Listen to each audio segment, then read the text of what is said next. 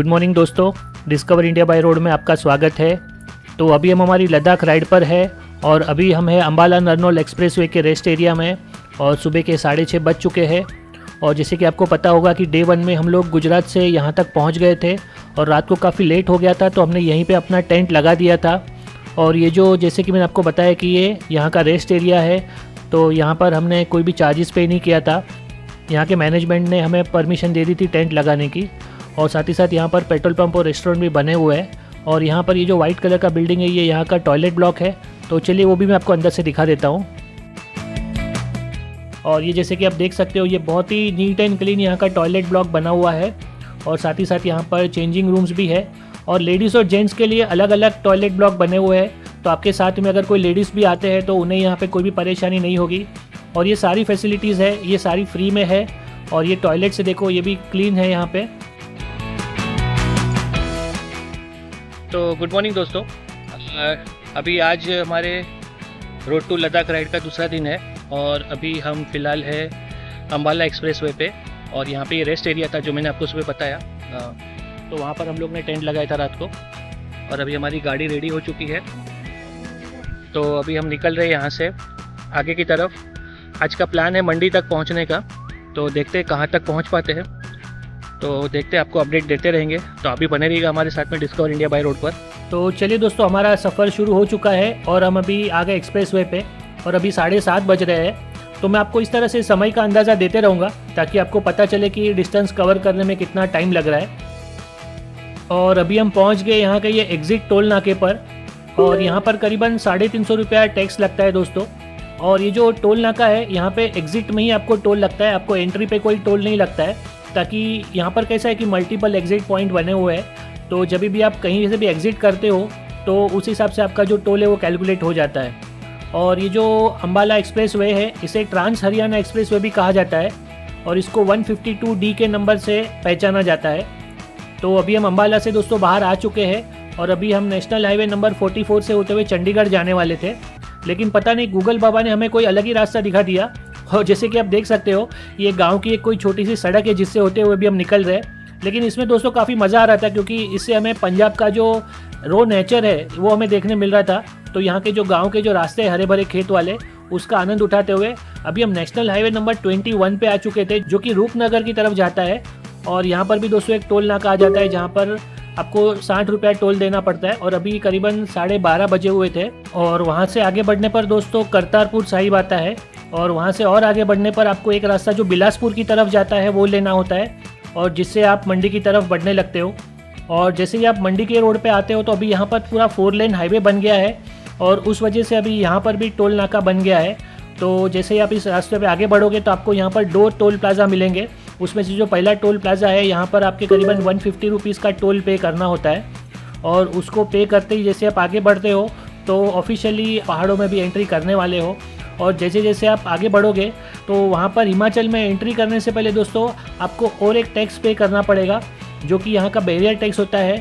तो ये जो है, ये 50 रुपये आपको पे करना होता है और ये कैश में ही देना पड़ता है। यहाँ पर आपका फास्टैग काम नहीं करता है।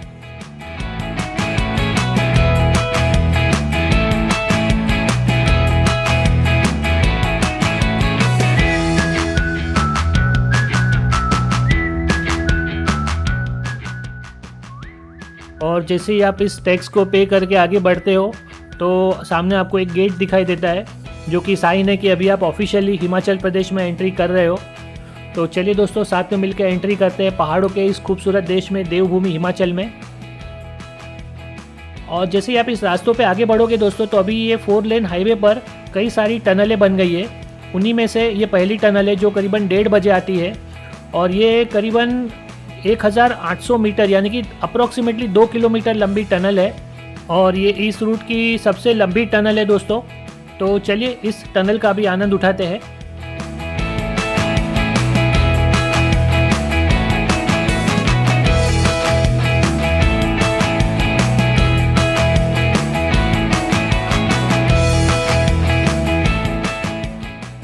और वहीं कुछ ही देर में हम इस टनल से भी बाहर आ गए थे।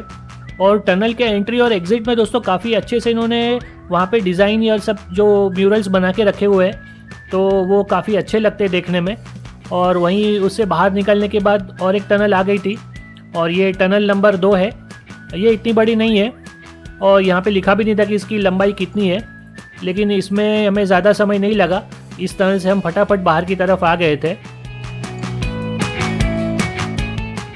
तो अभी इन टनलों की वजह से दोस्तों ये जो रास्ता है ये काफ़ी शॉर्ट हो गया है।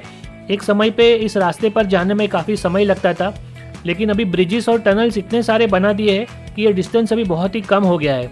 और जैसे कि आप देख सकते हो ये काफ़ी खूबसूरत ऐसे आर्च ब्रिजेस बने हुए हैं और ये बहुत ही खूबसूरत लगते हैं दोस्तों। इनमें से पास होने में एक अलग ही मज़ा आता है। और वहीं दोस्तों कुछ ही देर में टनल नंबर 3 भी आ गई थी और यहाँ पर भी खूबसूरत डिज़ाइंस बनी हुई है। और देवभूमि हिमाचल होने की वजह से आपको हर टनल के मुहाने पर कोई ना कोई देवी देवता के चित्र या अलग अलग, जैसे आपको यहाँ पर भी शिवलिंग और सब दिखाई दे रहा है, तो ये काफ़ी अच्छा लगता था देखने में। और वहीं अभी हम पहुँच गए थे दोस्तों एक जगह पर जिसका नाम था भरारी, और यहाँ से एक रास्ता मनाली और एक शिमला की तरफ जाता है। आप चाहो तो यहाँ से भी शिमला होकर जा सकते हो। यहाँ से जो राइट में रास्ता है ये शिमला की तरफ जाता है जिसकी दूरी 82 किलोमीटर है, और ये जो लेफ्ट में अभी जो रास्ता है जहाँ से हम होके जा रहे हैं यहाँ से मनाली का जो दूरी है ये 170 किलोमीटर है। और यहाँ पर ये भरारी ब्रिज आता है दोस्तों। ये इस रूट का सबसे लंबा ब्रिज माना जाता है जो कि सतलज रिवर पे बना हुआ है। और जैसे कि आप देख सकते हो रास्ते अभी बहुत ही अच्छे बने हुए हैं। और वहीं दोस्तों कुछ ही देर में टनल नंबर 4 भी आ गई थी, और इस टनल की भी जो लंबाई है ये करीबन 1265 मीटर की है, यानी कि 1.2 किलोमीटर के आसपास है। तो ये भी काफ़ी लंबी टनल है। और वाकई में दोस्तों इस टनल्स की वजह से ये जो रास्ता है ये बहुत ही आसान हो चुका है, लेकिन हर चीज़ की एक कीमत होती है क्योंकि ये सब टनल्स और ब्रिजेस बनाने में बहुत खर्चा लगता है और कहीं ना कहीं हम ही से वसूला जाता है। और वहीं दोस्तों पैसे की बात ली और आ गया था दूसरा टोल नाका। और जैसे ये इस टोल नाके पे आप पहुंचते हो तो यहाँ पर आपका 65 रुपीज़ का टोल कट जाता है। तो जैसे कि मैंने आपको पहले बताया था कि इस रूट पर मंडी से पहले आपको 2 टोल नाके आएंगे, और पहले टोल नाके पे हमने 150 पे किया था और यहाँ पे 65। और वहीं दोस्तों कुछ आगे बढ़ने पर हमें यहाँ पर जो पिछले महीने में तबाही हुई थी उसके मंजर नज़र आ गए। जो एक साइड का रोड था ये पूरा ब्लॉक हो चुका था, वहाँ पे ऊपर से पूरी लैंडस्लाइड हो गई थी और यहाँ पर ये जो पूरे जेसीबी थे उसके निकालने में लग पड़े थे। और यहाँ पर अभी हम लोग सिंगल लेन रोड पर ही यूज़ कर रहे थे क्योंकि बाजू का रास्ता पूरा ब्लॉक कर दिया था इन्होंने। और वहीं दोस्तों यहाँ की इस रूट की आखिरी टनल आ जाती है जो कि है टनल नंबर 5। तो चलिए इस आखिरी टनल को भी पार करते हैं और बढ़ते आगे की तरफ, क्योंकि यहाँ से आगे बढ़ने पर दोस्तों अभी आ जाएगा सुंदरनगर, जो कि मंडी से इस रूट के बीच में का एक और छोटा सा खूबसूरत गांव है। तो चलिए दोस्तों सुंदरनगर में एंट्री करते हैं। और जैसे ही आप सुंदरनगर एंट्री करने से पहले आते हो तो यहाँ पे आपको एक बोर्ड दिख जाता है मुस्कुराइए, क्योंकि आप सुंदरनगर में है। जैसे कि लखनऊ के लिए कहलाया जाता है, तो सुंदरनगर में भी ये इन्होंने बोर्ड लगा के रख दिया है। और ये भी एक छोटा सा टाउन जैसा है, लेकिन यहाँ पर अभी जो रास्ता है ये मतलब जो पुराना रास्ता है वही है, तो यहाँ पर आपको थोड़ा ट्रैफिक का सामना करना पड़ेगा। तो इस बात के लिए आप तैयार रहिएगा, क्योंकि हमारा जो रूट का जो सबसे ज़्यादा जो टाइम था यहीं पे चला गया था। और वही अभी हम आ गए थे यहाँ की ये सुंदरनगर के सेंटर में एक लेक बनी हुई है, तो यहाँ पर हम थोड़ा रुक गए थे खुद को आराम और गाड़ी को आराम देने के लिए। और ये जो आप देख सकते हो यहाँ पर एक बीच में एक तालाब जैसा बना हुआ है, दरअसल यहाँ पे एक कैनाल है, उसका ये रिजर्वायर है। तो पता नहीं किस वजह से यहाँ पे कुछ ड्रेजिंग का काम चल रहा था। तो वैसे तो पहाड़ों के बीच में ये लेक बहुत ही खूबसूरत लग रही थी, तो हमने भी यहाँ पर थोड़ा सा आराम किया। और यदि आप बस से भी आते हो तो यहाँ पर सामने की तरफ ही यहाँ का बस अड्डा बना हुआ है। तो ये जो आप सामने लाल कलर का शेड दिख रहे हो यहीं पे यहाँ का सुंदरनगर बस अड्डा है। तो चलिए चलते यहाँ से आगे की तरफ। और जैसे जैसे हम आगे बढ़ते थे दोस्तों, तो अभी जो रास्ता अभी देख रहे हो ये अभी पुराना ही रास्ता है, अभी यहाँ पे कोई 4 लेन हाईवे नहीं है। तो इस बात का आपको ध्यान रखना है कि जो रास्ता है ये सिर्फ सुंदरनगर के पहले तक ही है। और वहीं दोस्तों अभी बजे थे दोपहर के 3:20 और हमने एंट्री कर ली थी मंडी में। जी हाँ दोस्तों, तो मंडी में हम पहुंच चुके थे। अभी हम ये सोचे थे कि हम मंडी में रुके या आगे निकल जाए, तो हमने वही डिसाइड किया कि जो भी हो आगे निकल चलते, मनाली पहुंचने की कोशिश करते। अगर मनाली नहीं पहुंचे तो कुल्लू तक पहुंच जाएंगे, क्योंकि हमने सोचा था कि अगर शाम हो गई तो मंडी में रुकेंगे, लेकिन अभी तो 3 ही बज रहे थे। तो हम लोग ने यहाँ से जो पंडो वाला रोड था वो लिया था। दूसरा और एक रूट है जो लेकर आप मनाली जा सकते हो, क्योंकि अभी यहाँ पे जो पुलिस की गाइडलाइंस के हिसाब से 2 ही रूट चालू थे, क्योंकि पंडो वाले रोड पर काफ़ी सारी लैंडस्लाइड और बर्बादी हुई थी। तो उस वजह से हमने पहले सोचा था कि दूसरे रूट से जाएंगे, लेकिन हमने देखा कि गाड़ियाँ चल रही है तो हम भी उसी रूट पर आगे बढ़ते रहे। लेकिन जैसे जैसे हम उस रूट पर आगे बढ़ रहे थे दोस्तों, और जो तबाही का मंजर हमने देखा है, मतलब मैं आपको बयान नहीं कर सकता कि यहाँ पर कितनी भयानक तबाही हुई है। आप जैसे कि देख सकते हो यहाँ पर कि तबाही होने के बाद में जब यहाँ पर मशीनें काम कर रही थी, उसके ऊपर फिर से लैंडस्लाइड हो गई है। तो आप देख सकते हो यहाँ पर ये कंटेनर, ट्रैक्टर, जेसीबी, और यहाँ तक कि ये एक जो जेसीबी आप देख रहे हो तो बिल्कुल पत्थरों के बीच में दबा हुआ है। मतलब मैं सोच भी नहीं पा रहा हूँ कि उसके अंदर जो ऑपरेटर बैठा होगा वो बच के निकल गया या उसके अंदर ही फंस गया। मतलब मैं इमेजिन भी नहीं कर पा रहा हूँ उस मंज़र को। और अभी तो ये शुरुआत थी दोस्तों, जैसे जैसे हम आगे बढ़ रहे थे तो ऐसे ही तबाही के मंजर और हमने देखे जो बिल्कुल दिल दहला देते हैं। जैसे कि आप देख सकते हो यहाँ पर ये जो एक ट्रक है, ये इसको भी तो साफ़ किया गया है, इसके आसपास से पूरा मलबा हटाया गया है, लेकिन इसके नीचे फंसा हुआ मलबा आप देख के अंदाज़ा लगा सकते हो कि ये जब काम कर रहा था तभी इसके ऊपर फिर से लैंडस्लाइड हो गई है। तो दोस्तों ये बहुत ही मतलब ख़तरनाक चीज़ थी, जहाँ मैं मेरे पास शब्द ही नहीं है इसको बयां करने के लिए कि यहाँ के लोगों ने ये किस तरह से इसे सहा होगा। क्योंकि हिमाचल के लोगों पर इस बार जो आपदा आई है उसमें तो मतलब हम सबके दिल दहल गए थे, और जैसे जैसे हम आगे बढ़ रहे थे तो हम समझ पा रहे थे कि उन पर क्या बीती होगी। क्योंकि जो शहरों में रहने वाले लोग हैं दोस्तों, ये इस बात का अंदाज़ा नहीं लगा सकते, क्योंकि हम तो सिर्फ पहाड़ों की खूबसूरती देखने आते हैं, लेकिन पहाड़ों की खूबसूरती के पीछे की जो ये कड़वी सच्चाई है ये कोई देख नहीं पाता है। आप देख रहे हो दोस्तों यहाँ पर ये जो रास्ते पर जो बड़े बड़े पत्थर पड़े हैं वो किस तरह से यहाँ पर आए होंगे। मतलब आप समझ सकते हो कि पानी का बहाव कितना तेज होगा। और वहीं दोस्तों कुछ ही देर में करीबन 4:40 तक हम पहुँच गए थे पंडोह डैम पर। और ये जो अभी आप देख रहे हो ये पंडोह डैम की साइट है, और यहाँ पर ट्रकों को अभी नहीं छोड़ा जा रहा था, सिर्फ छोटी गाड़ियों को अभी अलाउड किया गया था। तो हम भी नसीबवान थे कि जो हमारे पास छोटी गाड़ी थी तो हमें आगे छोड़ दिया गया। और जैसे हम आगे गए तो यहाँ से दोस्तों 2 रास्ते हैं। जो एक पुराना रास्ता है वो राइट में जाता है, तो हम भी उसी रास्ते पर आगे बढ़ गए, क्योंकि हमने तो गूगल मैप लगा के रखा था। लेकिन जैसे हम आगे गए तो हमें पता चला कि ये जो रास्ता है ये है ही नहीं। मतलब लिटरली दोस्तों मेरे पास है ही नहीं, रास्ता ही नहीं है दोस्तों। यहाँ पर जो पूरा रास्ता है यही पूरा ढह गया था। तो अभी यहाँ पर पूरा काम चालू था उस रास्ते का पुनर्निर्माण करने का। तो जैसे जैसे हम आगे आए तो हमने देखा यहाँ पर ये मनाली का बोर्ड लगा हुआ था, लेकिन ये रास्ता कोई मनाली जा नहीं रहा था। तो इसके आगे का जो रास्ता था ये पूरा ढह चुका था। तो और अभी ऊपर पहाड़ के ऊपर हमें कुछ ट्रैफिक की आवाज़ें आ रही थी। तो एक रास्ता है जो गांव से होकर जाता है, जो पहले पुरानी कच्ची सड़क थी। तो हमें यहाँ पर जो मजदूर काम कर रहे थे उन्होंने वही बताया कि आपको वापस से नीचे जाके जो लेफ्ट में रास्ता है उससे होते हुए आपको ऊपर जाना पड़ेगा, फिर आप उस सड़क से कनेक्ट कर पाओगे। और ये जो भी आप देख रहे हो ये पंडोह डैम का रिजर्वायर है। तो वहाँ से अभी हम भी आगे बढ़ गए थे और डैम से हम लोग नीचे उतर रहे थे। और ये जो आप देख रहे हो डैम का पुराना वाला रास्ता है जो एक गांव की तरफ जाता है। ये जनरली रास्ता बंद होता है और यहाँ से आपको ये डैम का नज़ारा देखने मिल जाता है। अभी यहाँ का एक ही गेट खोला गया था। और जैसे जैसे हम इस रास्ते पर आगे बढ़ रहे थे उससे पूरा मिट्टी से भरा हुआ रास्ता था, तो उस वजह से बहुत ही धूल उड़ रही थी। और जो हमारा गाड़ी का जो विंडशील्ड था उस वजह से आपको फुटेज भी ज़्यादा क्लियर नहीं दिख पा रही होगी। आप देख रहे हो देखो कितनी धूल लगी हुई है इस पर। और ये वापस से हम उस रोड पर आ गए जो नीचे से ऊपर कनेक्ट होता था। और ये आप देख सकते हो दोस्तों इस रास्ते पर एक साइड से पूरा ट्रैफिक अभी रोक दिया गया है और ये बहुत ही लंबा ट्रैफिक जाम था। हम बिल्कुल सही समय पर ऊपर आ गए थे दोस्तों, वरना अगर हमें भी रोक दिया गया होता तो हमारा काफ़ी लंबा टाइम यहाँ पर निकल जाता था, क्योंकि ये ट्रैफिक काफ़ी लंबा था यहाँ पर। और जैसे हम कुछ आगे बढ़े दोस्तों तो हमने देखा कि यहाँ पर और टनल्स का भी काम चालू है।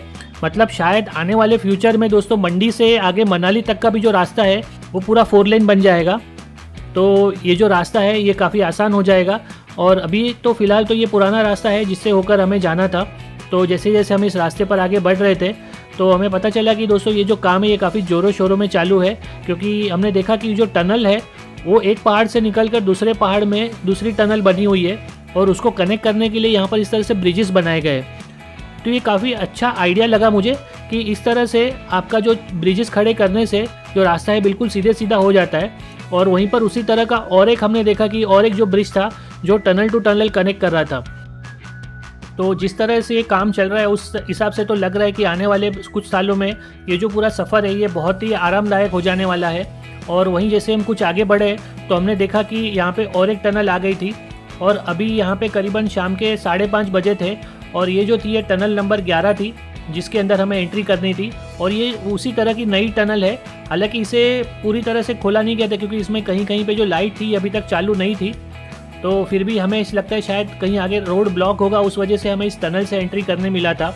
और जैसे ही उस टनल से हमने एग्ज़िट किया, एग्ज़िट करते ही तुरंत हम दूसरी टनल में घुस गए। तो ये जो मैं पहले आपको बता रहा था कि ये tunnel to tunnel bridge connect किया था, तो ये इस तरह से हम टनल नंबर 12 में एंट्री कर चुके हैं दोस्तों। और यहाँ पर भी थोड़ा सा हमें ट्रैफिक लगा था क्योंकि आगे शायद कुछ तो रोड ब्लॉक था। टनल के अंदर पहली बार हम लोग ने ट्रैफिक देखा, लेकिन पता चला कि उसके पीछे रीज़न ये था कि यहाँ पर आगे एक टनल से दूसरी टनल में हमें डाइवर्ट किया जा रहा था। तो ये बहुत फर्स्ट टाइम ऐसे हमारे साथ हो रहा था कि यहाँ पे जो इनके इमरजेंसी जो रूट होते हैं इसका हम उपयोग कर पा रहे थे, क्योंकि ये जो टनल्स होती है बाईपास करने वाली, ये सिर्फ इमरजेंसी के समय खोली जाती है। तो आगे फ्यूचर में खुले ना खुले, लेकिन हमें इसके ओपनिंग से पहले ही हमें इसमें घुसने का मौका मिल गया। तो ये काफ़ी अलग आपके लिए मैं विजुअल्स लाया हूँ जो शायद आपको और कोई वीडियो में देखने नहीं मिलेगा।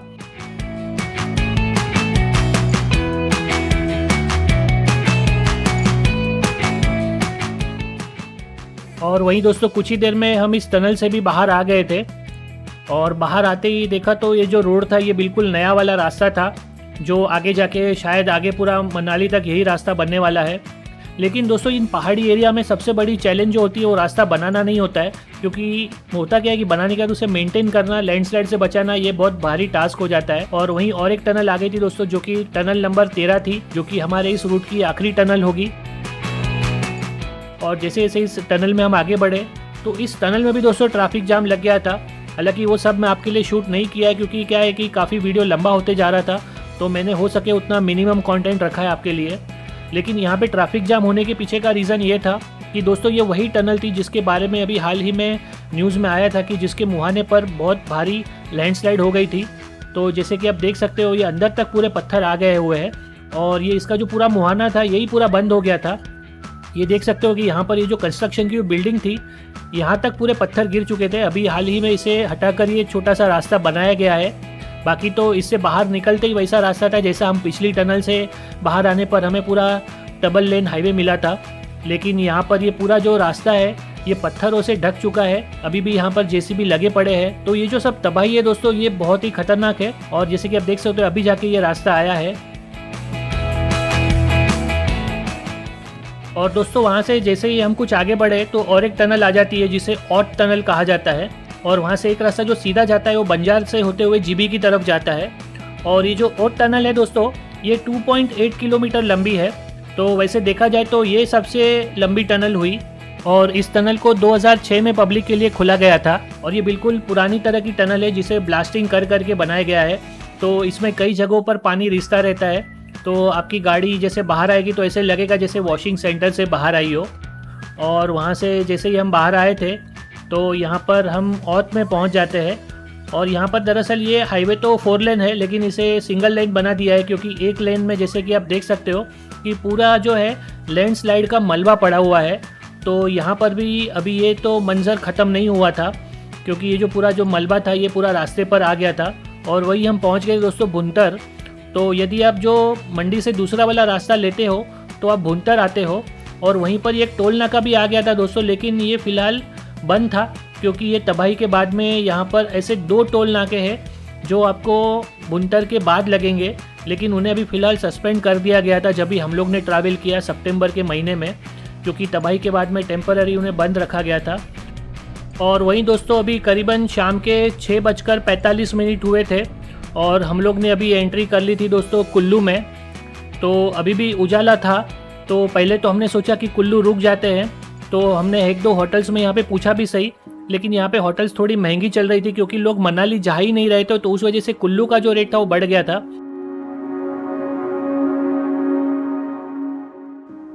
और लोग मनाली क्यों नहीं जा रहे थे वो जैसे ही हम आगे बढ़े हमें पता चल गया, क्योंकि वहाँ पर रास्ते में ऐसे 5 या 6 स्पॉट्स आ रहे थे जहाँ पर सड़क थी ही नहीं।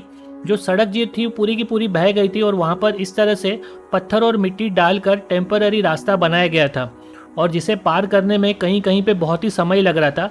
हालांकि कई जगहों पर दोनों तरफ पुलिसकर्मी तैनात थे, लेकिन फिर भी इस तरह से गाड़ियाँ जो थी वो घुस जाती थी और एक ऐसे स्पॉट पर आके बिल्कुल ट्रैफिक जाम हो जाता था, क्योंकि दूसरी तरफ जो थे उफनती नदी थी, तो आप उस तरह तो ज़्यादा जा नहीं सकते थे और दूसरी तरफ बड़े बड़े पत्थर पड़े हुए थे।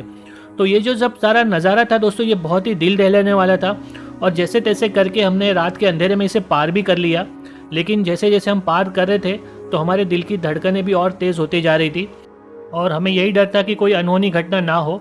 लेकिन फिर भी कुछ हुआ नहीं, हम सही सलामत 9 बजे तक मनाली पहुंच गए थे दोस्तों। वैसे देखा जाए तो कुल्लू से लेके मनाली का जो डिस्टेंस है वो सिर्फ 40 किलोमीटर का है, जो आप आसानी से 1 घंटे में पूरा कर सकते हो। लेकिन इस खराब रास्तों की वजह से हमें इसे पूरा करने में करीबन 2.25 घंटे लग गए। और वहीं दोस्तों मनाली पहुंच के हमने वहां पर एक रूम भी ले ली थी और ये जो होटल नीलम है जहां पर हमने ये रूम लिया था किराए पर, और यहाँ पर अभी पूरा ऑफ सीज़न था दोस्तों, तो ये जो 2-2.5 हज़ार रुपये का जो रूम था वो हमें सिर्फ 600 रुपये में मिल गया था। तो ये हम काफ़ी लकी थे।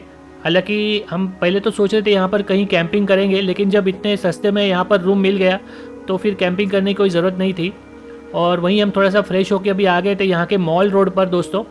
और जैसे ही हम मॉल रोड पे आए तो यहाँ का नज़ारा देख के हम और भी अचंभित हो गए थे, क्योंकि एक समय पे पूरी चहल पहल वाला और एकदम लाइव रहने वाला मॉल रोड आप देख सकते हो कि पूरी तरह से यहाँ पे शांत पड़ा हुआ है। यहाँ पर पब्लिक के नाम पे मुश्किल से कुछ 15-20 लोग दिखाई दे रहे थे। और वहीं पर एक होटल, ढाबा जैसी होटल थी, वहाँ पर हमने यहाँ पे खाना खा लिया था और हम थोड़ा सा घूमने निकल पड़े थे मॉल रोड। और जैसे जैसे हम घूम रहे थे दोस्तों तो वही एक दिख रहा था कि कोई टूरिस्ट नहीं है यहाँ पर, और काफ़ी बुरा लग रहा था अभी फ़िलहाल मनाली के लोगों के लिए, क्योंकि ये इनका सीज़न का टाइम है अभी कमाने का, और उस वक्त अगर ये तबाही हो जाए तो ये काफ़ी मतलब मुश्किल समय होता है। लेकिन अभी क्या कर सकते हैं, अभी ईश्वर से प्रार्थना करेंगे कि ये समय तुरंत निकल जाए और जो मनाली की जो पुरानी रौनक है वो वापस आ जाए। तो जो कल का जो हमारा प्लान है, अभी हम लोग दोस्तों यहाँ से आगे जाने वाले हैं सिस्सू की तरफ। तो यहाँ की हरी भरी वादियों से अटल टनल से होते हुए हम सिस्सू जाएंगे और सिस्सू से आगे हम दारचा तक जाने का प्लान है हमारा। तो देखते हैं अभी कहाँ तक पहुँच पाते हैं, और जो भी कल के दिन का एडवेंचर है वो आपको हमारे अगले वीडियो में देखने मिलेगा। तो हमारा जो अगला वीडियो है ये शनिवार को 6:30 बजे आएगा दोस्तों। और यदि अभी तक आपने हमारे चैनल को सब्सक्राइब नहीं किया है तो प्लीज़ इसे सब्सक्राइब कीजिएगा और इस वीडियो को अपने दोस्तों के साथ में शेयर कीजिए। और साथ ही साथ आपके कमेंट्स हमें बताइए कि आपको हमारे वीडियो में और क्या क्या चीज़ें देखनी अच्छी लगती है और हम किस तरह से अपने वीडियोज़ को इम्प्रूव कर सकते हैं, तो हमें पता चले कि हमारे दर्शकों को क्या क्या पसंद है। तो चलिए दोस्तों, मिलते हैं हमारे अगले वीडियो में। तब तक बने रहिए हमारे साथ में डिस्कवर इंडिया बाय रोड पर दोस्तों। धन्यवाद।